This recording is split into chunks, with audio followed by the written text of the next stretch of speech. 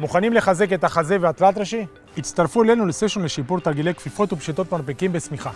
חשוב מאוד לא לתת לאגן לעלות או לרדת. כאשר מבצעים את הירידה, נוריד את החזה למטה עד שהוא כמעט נוגע ברצפה. ובזמן העלייה נקפיד על גוף פלס. בבוחן עצמו יהיה עלינו לגעת עם החזה ברצפה ולנתק ידיים לחלוטין. נעשו וריאציות שונות כמו שכיבות צמיחה עם ידיים רחבות או כפות ידיים מופנות פנימה כדי לתת דגש לשרירים נוספים. הצמדו אל תוכנית האימונים שמתאימה לכם. קצב התרגול חייב להיות מותאם לפי היכולת האישית שלכם.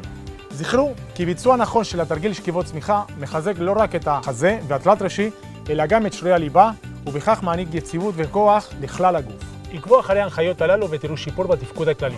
לא משנה מה המטרה, התמדה היא המפתח. שיהיה בהצלחה.